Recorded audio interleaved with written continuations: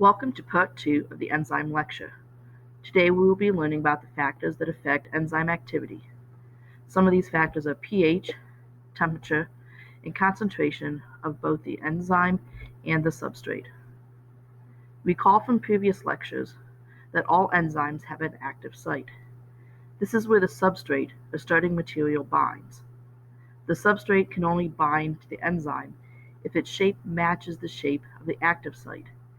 This is an important idea that we will revisit throughout this lecture. When talking about enzyme activity, it is easiest to set up a graph. On the y-axis is our enzyme activity, ranging from low activity to high activity. The x-axis is the factor or variable that we will be studying. The first factor we will be learning about is substrate concentration. So let's write this on the x-axis. In order to understand how substrate concentration affects enzyme activity, imagine we have a beaker and we fill it with lots of enzymes. Initially there is no enzyme activity because there are no substrates in the beaker. But if we add a little substrate, it will bind to the enzyme and enzyme activity will increase. The more substrate we add, the more enzyme activity increases. At some point though, all the active sites of the enzymes will be occupied. This is known as the saturation point.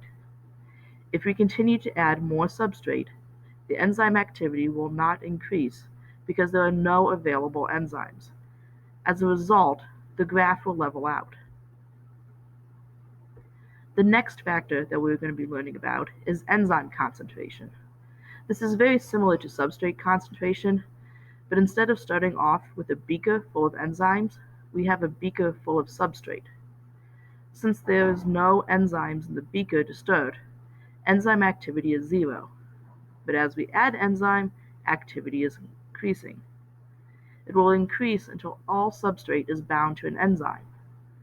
This is once again called the saturation point.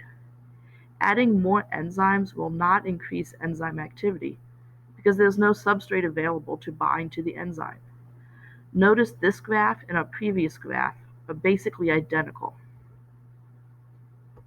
The next factor we will learn about is pH. Remember that pH is a measure of how acidic something is. On this graph, we will have pH on the x-axis. Each enzyme has a pH that it works best at. This is known as the optimal pH. At this pH, the active site is the perfect shape to match the substrate. At pHs above and below the optimal pH, the shape of the active site changes. This causes the substrate to not bind as well, or not at all. As a result, the enzyme activity decreases. The last factor that we will learn about is temperature. If we have a beaker full of enzymes and substrates at low temperatures, the enzymes and substrates are moving slowly and only occasionally bump into each other to cause a reaction. Thus, at low temperatures, the enzyme activity is low. As temperatures increase, the molecules begin moving around faster. This causes more collisions and more reactions.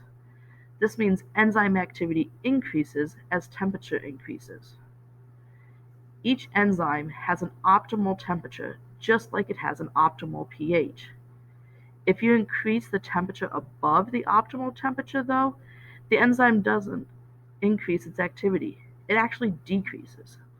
The reason it decreases is that at high temperatures, just like at high pHs, the enzyme shape changes so the substrate cannot fit into the active site. In summary, these are the 4 graphs you'll need to recognize and understand: enzyme activity versus substrate concentration, enzyme activity versus enzyme concentration, enzyme activity versus pH, and enzyme activity versus temperature.